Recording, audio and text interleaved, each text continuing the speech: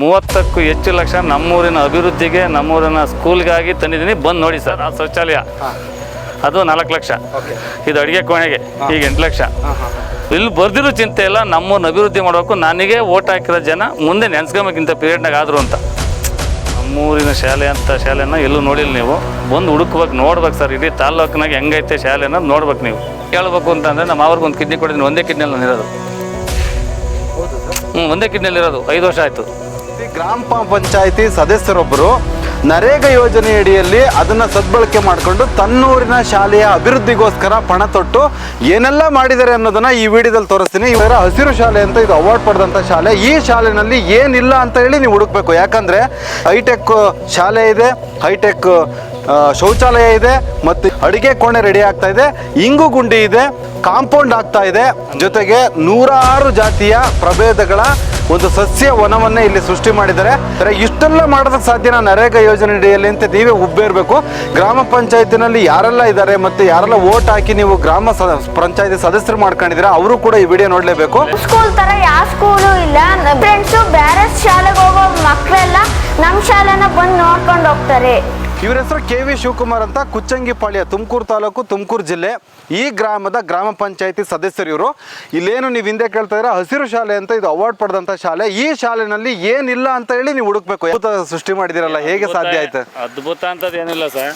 ನಾನೊಬ್ಬ ಗ್ರಾಮ ಪಂಚಾಯತಿ ಸದಸ್ಯ, ಅಂದ್ರೆ ಅರಕೆರೆ ಗ್ರಾಮ ಪಂಚಾಯತಿ ಕುಚ್ಚಂಗಿ ಕ್ಷೇತ್ರದ ಕುಚ್ಚಂಗಿಪಾಳ್ಯದ ಒಬ್ಬ ಸದಸ್ಯ. ನನ್ನ ಆಸೆ ಏನು ಅಂದರೆ ನಮ್ಮೂರ ಶಾಲೆ ಏನೋ ಒಂದು ಉನ್ನತ ಮಟ್ಟಕ್ಕೆ ತರಬೇಕು. ನರೇಗಾ ದುಡ್ಡು ಎಲ್ಲೆಲ್ಲೋ ಹೋಗ್ತೈತೆ ಏನೋ ಅಂತ ಇದು ಮಾಡ್ತಾ ಇರ್ತಾರೆ. ಅದನ್ನು ಬಳಸ್ಕೊಂಡು ಏನೋ ಒಂದು ಅಭಿವೃದ್ಧಿ ಮಾಡಬೇಕು ಅಂತ ಹೇಳ್ಬಿಟ್ಟು ಇಲ್ಲಿ ನಿಂತಿರೋ ಒಂದು ಏನು ಇವತ್ತು ಇದನ್ನು ಮಾಡಿದ್ವಿ, ಇದನ್ನು ನರೇಗಾದಲ್ಲೇ ಮಾಡಿಸಿದ್ದೀನಿ. ಏನು ನೇಮ್ ಬೋರ್ಡ್ ಒಳಗಾಗಿ ಬೇರೆದಕ್ಕೆಲ್ಲ ಪ್ರಾಧಾನ್ಯತೆ ಕೊಡ್ತಾರೆ, ನೀವು ಶಾಲೆಗೆ ಜಾಸ್ತಿ ಪ್ರಾಧಾನ್ಯತೆ ಯಾಕೆ ಕೊಟ್ರಿ ಅಂತ? ಶಾಲೆಗೆ ಅಂದರೆ ನಮ್ಮೂರು ಶಾಲೆ ಇರಲಿ, ಚೆನ್ನಾಗಿರಲಿ, ಅದನ್ನು ಹುಡುಗರಿಗೆ ಒಂದು ಬೇಸಿಕ್ಕು. ಯಾಕೆಂದರೆ ಇವತ್ತು ಗೌರ್ಮೆಂಟ್ ಎಲ್ಲೆಲ್ಲೋ ಹೋಗಿ ಪ್ರೈವೇಟ್ ಶಾಲೆಗಳಿಗೆ ಓದ್ತಿರ್ತಾರೆ. ಅದಕ್ಕೆ ದುಡ್ಡು ಕಟ್ಟೋಕ್ಕೆ ಹಳ್ಳಿಗಳಲ್ಲಿ ದುಡ್ಡಿರಲ್ಲ. ಅದಕ್ಕೋಸ್ಕರ ನಮ್ಮೂರು ಶಾಲೆನೇ ಒಂದು ಹೈಟೆಕ್ ಮಾಡಿ ಏನೋ ಒಂದು ಇದು ಮಾಡಿ ಇವತ್ತು ಬೇರೆ ಊರಿಂದ ಆಟೋ ಕಳಿಸಿ ಹುಡುಗನ ಕರ್ಸ್ಕೊತಾ ಇದ್ದೀವಿ. ಅದಕ್ಕೋಸ್ಕರನೇ ನಮ್ಮೂರು ಶಾಲೆ ಒಂದು ಅಭಿವೃದ್ಧಿ ಮಾಡಬೇಕು ಅನ್ನೋ ಒಂದು ಪಣ ತೊಟ್ಟಿದ್ದೆ. ನನ್ನ ಪೀರಿಯಡ್ ಮುಗಿಯೋದ್ರೊಳಗಾಗಿ ಮುಂದೆ ನಿಂತ್ಕೊಂತೀನೋ ಬಿಡ್ತೀನೋ ಅದು ನನಗೆ ಸೇರಿದ್ದು. ನಾನಿನ್ನ ಪೀರಿಯಡ್ನಾಗ ಏನಾಗಬೇಕು ಕೆಲಸ ಏನು ಅಂದ್ಕೊಂಡಿದ್ದೀನೋ ಅದನ್ನು ಪೂರೈಸಬೇಕು ಅಂತ ಹೇಳ್ಬಿಟ್ಟು ಈಗ ಅಡುಗೆ ಕೂಡ ಹಾಕ್ಸ್ತಾ ಇದ್ದೀನಿ. ಪಾರ್ಕು ನಾನು ಅಲ್ಲೇ ನಮ್ಮ ಇದರಲ್ಲಿ ಕ್ರಿಯಾ ಯೋಜನೆ ಮಾಡಿ ಕಳಿಸಿ ಇದು ಮಾಡಿಸ್ಕೊಂಡಿದ್ದೀವಿ. ಈಗ ನೆಕ್ಸ್ಟ್ ಕಾಂಪೌಂಡು ಆಯಿತು, ನೆನ್ನೆ ರೆಡಿ ಮಾಡಿಸಿದ್ವಿ. ಇನ್ನು 1.5 ವರ್ಷದಲ್ಲಿ ನಾನು ಏನು ಅಂದ್ಕೊಂಡಿದ್ದೀನಿ ನಮ್ಮೂರಿಗೆ ಗೋಕಟ್ಟೆನೂ ಮಾಡಿಸಿದ್ದೀನಿ, ಆಮೇಲೆ ಇಂಗು ಚರಂಡಿನೂ ಮಾಡಿಸಿದ್ದೀನಿ. ಒಂದು ರೋಡು ಬೇರೆದ್ರಲ್ಲಿ ಮಾಡಿಸ್ಬೇಕು, ಅದು ನರೇಗಾದಲ್ಲಿ ಆಗಲ್ಲ. ಅದನ್ನು ಅಂದ್ಕೊಂಡಿದ್ದೀನಿ. ನಾನು MLA ಅವ್ರ ಗಮನಕ್ಕೆ ತಂದಿದ್ದೀನಿ. ಅದೊಂದು ರೋಡನ್ನು ಮಾಡಿಸ್ಬೇಕು. ಆಮೇಲೆ ಯಾವುದೇ ತೊಂದರೆ ಇಲ್ಲ, ಬೀದಿ ದೀಪಕ್ಕಾಗಲಿ ನೀರಿಗಾಗಲಿ. ಒಂದು ಮಿಷನ್ನಲ್ಲಿ ಒಂದು ಇದನ್ನು ಕಟ್ಟಿರು, ಅದನ್ನು ಯಾಕೆ ಅರ್ಧ ಮಾಡಿದ್ದಾರೆ, ಅವ್ರ ಗಮನಕ್ಕೆ ತಂದಿದ್ದೀವಿ. ಅದನ್ನು ಮಾಡಿ ಒಂದು ಪೂರೈಸಬೇಕು, ನಮ್ಮೂರನ್ನ ಒಂದು ಅಭಿವೃದ್ಧಿ ಹತ್ತ ಸಾಗಿಸ್ಬೇಕು. ನನ್ನ ಪೀರಿಯಡ್ ಮುಗಿದೊಳಗಾಗಿಂತ ಪಣ ತೊಟ್ಟೆ ಮಾಡ್ತೀನಿ. ಮತ್ತೇನಾಗಿದೆ ಅಂತಂದ್ರೆ ಯಾವ್ದ್ರಲ್ಲೂ ದುಡ್ಡಿಲ್ಲ, ಜಿಲ್ಲಾ ಪಂಚಾಯತಿಲಿಲ್ಲ, ಗ್ರಾಮ ಪಂಚಾಯತಿಲಿಲ್ಲ ಅಂತ ಹೇಳಿ ಒಂದು ಸಬು ಬೀಳ್ತಾವ್ರೆ. ಅಲ್ಲ ಸಬು ಬೀಳ್ತಾರೆ ಗ್ರಾಮ ಪಂಚಾಯತ್ ಸದಸ್ಯರೆಲ್ಲ. ನರೇಗಾ ಯೋಜನೆ ಅಡಿಯಲ್ಲಿ ಅಂದ್ರೆ ಅತಿ ಬೇಗ ನೀವು ಕೆಲಸ ಮಾಡಿದ್ರೆ ದುಡ್ಡು ಸಿಗೋ ಅಂತದ್ದು. ಈ ಬೇರೆ ಕಡೆ ಏನ್ ಮಾಡ್ತಾರೆ, ಇಲ್ಲತ್ತಲ್ಲದ್ದು ತರವಲ್ಲ, 10,000 ರೂಪಾಯಿ ಖರ್ಚು ಮಾಡ್ಬಿಟ್ಟು 1 ಲಕ್ಷ 1.5 ಲಕ್ಷ ಬಿಲ್ ಮಾಡ್ಕೊಂಡು ದುಡ್ಡು ಮಾಡೋ ಸ್ಕೀಮ್ ಅಂತೂ ಸುಮಾರು ಜನ ಆರೋಪ ಮಾಡ್ತಾರೆ. ಇದು ಸಾಕಷ್ಟು ಕಡೆಗಳಲ್ಲಿ RTA ಅರ್ಜಿ ಬಂದಿರೋದು ಕೂಡ ನರೇಗಾ ಅಕ್ರಮದ ಬಗ್ಗೆನೇ ಇದೆ. ಆದ್ರೆ ನೀವೊಬ್ರು ಒಂದು ಇಚ್ಛಾಶಕ್ತಿ ಇಟ್ಕೊಂಡು ನೀವು ಇಷ್ಟೆಲ್ಲ ಸರ್, ನನಗೂ ಬಂದಿತ್ತು ಆಪಾದನೆ. ನಾನು ಗೋಕಟ್ಟೆ ಮಾಡಿಸಿದಾಗ ಬೇರೆ ಊರು ಜನ ಬಂದು ಏನೋ ಮಾಡಿಬಿಟ್ಟವ್ರೆ, ಏನೋ ದುಡ್ಡು ಹೊಡ್ಬಿಟ್ಟವ್ರೆ ಅಂತ ನಾನು ಒಂದೇ ಒಂದು ಮಾತು ಹೇಳಿದೆ ಅವರಿಗೆ. ನೋಡಪ್ಪ, ಮಾಡಿಸಿದ್ದೀನಿ, ಬಿಲ್ ಮಾಡಿದ್ದೀವಿ, ಕರೆಕ್ಟಾಗಿ ಮಾಡೈತೆ ಅಂತ ಎಲ್ಲ ಅಧಿಕಾರಿಗಳು ಬಂದು ನೋಡಿ ಕರೆಕ್ಟಾಗಿ ಮಾಡೈತೆ ಅಂತ ಬಿಲ್ ಕೊಡಲಿ. ಇಲ್ಲಿ ಕೊಡೋದು ಬೇಡ, ಅವರು ಕೆಲಸ ಆಗಿದೆ ಊರು ಜನ ಹೇಳಿ. ಆ ಥರ ದುರ್ಬಳಕೆ ಮಾಡ್ಕೊಂಡ್ರೆ ಬೇಡ ನಮಗೆ ದುರ್ಬಳಕೆ ದುಡ್ಡೇ ಬೇಡ.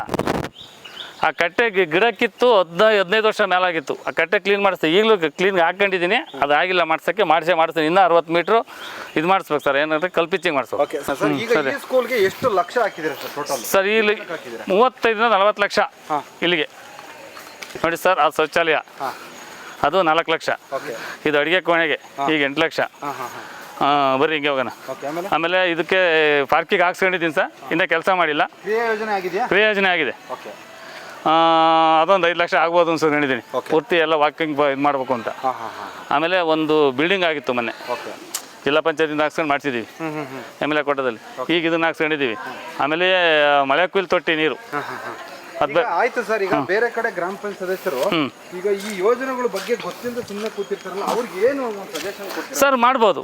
ಹೆಂಗ್ ಮಾಡ್ಬೋದು? ಕೈಯಲ್ಲಿ ಏನು ಗೊತ್ತಾ ಸರ್, ಈ ಕೈಯಲ್ಲಿ ಫಸ್ಟ್ ಬಂಡವಾಳ ಹಾಕ್ಬೇಕು, ಅದಕ್ಕೆ ಹಾಕ್ಬಿಟ್ಟು ಊರಿನವ್ರಿಗೆ ಕೆಲಸ ಕೊಟ್ಟಂಗೆ ಹಾಕ ಜನಕ್ಕೆ. ಈಗ ನರೇಗಾ ಅಂದ್ರೆ ಏನು ಅಂದರೆ ಗ್ರಾಮೀಣ ಜನರಿಗೆ ಒಂದು ಇದನ್ನು ಕೊಡೋದು, ಹೌದು, ಅವ್ರಿಗೆ ಕೆಲಸ ಇಲ್ಲದ್ರೆ ಕೆಲಸ ಕೊಡ್ಬೇಕು ನಾವು. ಈಗ ನಾವು ನಾನು ಬಂದಾಗಿಂದ್ರೆ ಕೆಲಸ ಕೊಡ್ತಾನೆ ಇದ್ದೀವಿ. ಓಕೆ, ಏನು ಸರ್ ಇದ್ರ ಬಗ್ಗೆ ಹೇಳ್ತೀವಿ? ಇದು ಶೌಚಾಲಯ ಸರ್, ಹೈಟೆಕ್ ಶೌಚಾಲಯ ಕೊಡಲ್ಲ ಅಂತ.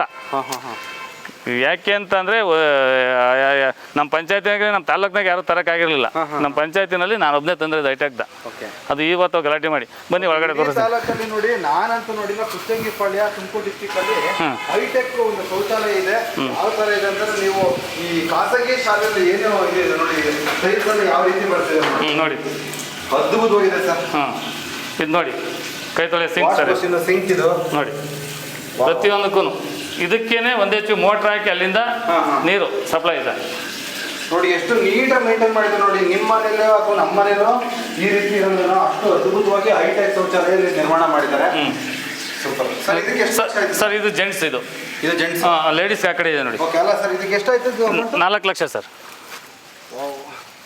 ನೋಡಿ ವೀಕ್ಷಕರಿಗೆ ಬಿಟ್ಬಿಡೋಣ, ಇದು 4 ಲಕ್ಷ ವೆಚ್ಚದಲ್ಲಿ ಒಂದು ಸರ್ ಒಳಗಡೆ ಬನ್ನಿ. ಇದು ಹೆಣ್ಣು ಮಕ್ಕಳಿಗೆ ಒಂದು ಗಂಡು ಮಕ್ಕಳಿಗೆ ಹೈಟೆಕ್ ಶೌಚಾಲಯ ನಿರ್ಮಾಣ ಮಾಡಿದ್ದಾರೆ.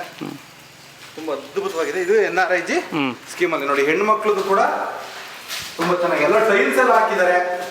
ನೋಡಿ ಸರ್, ಇಲ್ಲಿ ತುಂಬಾ ಅದ್ಭುತವಾಗಿದೆ. ಇಲ್ಲಿ ಒಳಗಡೆ ನೋಡಿ, ಇಲ್ಲಿ ಅದು ಅಷ್ಟೇ ಸರ್, ಅದೆಷ್ಟಿದೆ, ಇದು ಅಷ್ಟೇ ಇದೆ. ಅಡಿಗೆ ಕೋಣೆ ಅಂದ್ರೆ ಇದೇನು ಸರ್ ಬೇರೆ, ಒಂದು 12 ಅಡಿ ಹಾಲು, 12 ಅಡಿ ಹಾಲಿರುತ್ತೆ. ಎಲ್ಲ ಸಾಮೂಹಿಕ ಊಟ ಮಾಡೋಕ್ಕೆ. ಇದು ಹೊಸ ಮಾಡಿರೋದೆ ಕಾಂಪೌಂಡು. ಇದು ನಿಮ್ಮ ಅವಧಿಯಲ್ಲಿ ನಮ್ಮ ಅವಧಿಯಲ್ಲಿ 3 ಎಕರೆ 17 ಗುಂಟೆ. 3 ಎಕರೆ 17 ಗುಂಟೆ ವ್ಯಾಪ್ತಿಯಲ್ಲಿರ್ತಕ್ಕಂಥ ಈ ಒಂದು ಶಾಲಾ ಆವರಣದಲ್ಲಿ ಕನಿಷ್ಠ 300ಕ್ಕೂ ಹೆಚ್ಚು ಪ್ರಭೇದವಾದಂತಹ ತರಬೇರಿ ಗಿಡಗಳನ್ನ ಇಲ್ಲಿ ನೆಟ್ಟಿದ್ದಾರೆ. ಆಮೇಲೆ ತರಕಾರಿನೂ ಒಳಗಾಗಿ ಅರಣ್ಯ ಸಚಿವರು ಸರ್ ಅವರು. ಅರಣ್ಯ ಸಚಿವ KH ರಂಗನಾಥ್. KH ರಂಗನಾಥ್ ಅವರು ಈ ಶಾಲೆಗೆ ಹಸಿರು ಶಾಲೆ ಅಂತ ಹೇಳಿ 50,000 ಬಹುಮಾನವನ್ನು ಕೂಡ ಕೊಟ್ಟಿದ್ರು. ಅದನ್ನ ಈ ಊರಿನ ಗ್ರಾಮಸ್ಥರು ಕೂಡ ನೆನೆಸ್ತಾ ಇದ್ದಾರೆ. ತುಂಬಾ ಚೆನ್ನಾಗಿದೆ ಸರ್ ನಿಮ್ಮ ಸ್ಕೂಲ್. ಆಮೇಲೆ ಜೊತೆಗೆ ನಿಮ್ಮ ಒಂದು ಎಫರ್ಟ್ ಏನಿದೆ ನಿಜವಾಗ್ಲೂ ಅದು ಮಾಡ್ತೀವಿ ಸರ್. ಇನ್ನೇನು ಸರ್ ಗೊತ್ತಾ ಸರ್, ಇದು ಪೂರ್ತಿ ಕ್ಲೀನ್ ಮಾಡಿ ಒಂದು ಇದನ್ನ ಮಾಡ್ಬಿಡೋಣ, ವಾಕಿಂಗ್ ಪಾರ್ಕ್ ಜನಕ್ಕೆ, ಸಾರ್ವಜನಿಕರಿಗೆ. ಅಂದ್ರೆ ಸ್ಕೂಲ್ ಅವರ್ಗಿಂತ ಮುಂಚೆ ಮಾಡ್ಕೊಂಡು ಹೋಗಿ. ಇವಾಗ ಇದ್ರಲ್ಲಿ ಮಾಡಿದಾರಲ್ಲ, ಇದರಲ್ಲಿ ಯೂನಿವರ್ಸಿಟಿನಲ್ಲಿ 2,40,000 ಹಣಕ್ಕೆ ಎಷ್ಟು ದೂರ ಇದೆ ಇದು ಸರ್?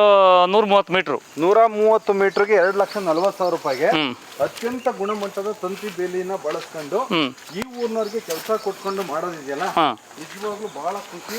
ಇದೊಂಥರ ಆದರ್ಶ ಕೆಲಸ ಅಂತ ನನ್ಗನ್ನಿಸ್ತು. ಹ್ಞೂ ಸರ್. ಮಾಡಿದಿರ ನಿಮ್ಗೆ ಈ ಒಂದು ಬಿಟ್ವೀನ್ ಈ ಸಮಯದಲ್ಲಿ ನಿಮ್ಗೆ ಏನಾದ್ರು ಸವಾಲುಗಳಿದ್ರ? ಸವಾಲುಗಳು ಆದವು ಸರ್. ಏನೇನು ಆಗಿರ್ಬೋದು ಹೇಳಿ ಸರ್?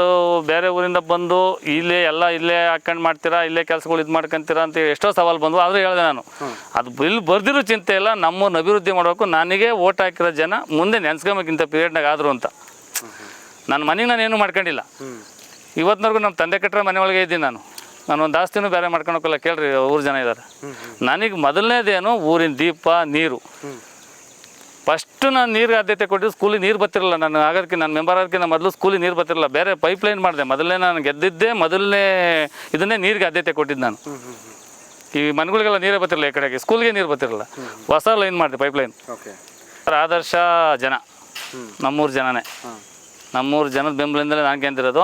ನಾನು ಈ ಮಟ್ಟಕ್ಕೆ ಬರ್ಬೇಕಾದ್ರೆ ನಾನು ಮನೆ ತಂದರೆ ಕಾರಣ. ಯಾಕೆ ಅಂತಂದರೆ ನಾನು ನಿಂತ್ಕೊಂಡ್ಲೇ ಬರಂತ. ನಾನು ಸರ್ ಆ್ಯಕ್ಚುಲಿ ಹೇಳ್ಬೇಕು ಅಂತಂದರೆ, ನಮ್ಮ ಅವ್ರಿಗೆ ಒಂದು ಕಿಡ್ನಿ ಕೊಟ್ಟಿದ್ದೀನಿ. ಒಂದೇ ಕಿಡ್ನಿಯಲ್ಲಿ ನಾನು ಇರೋದು. ಹೌದು ಸರ್?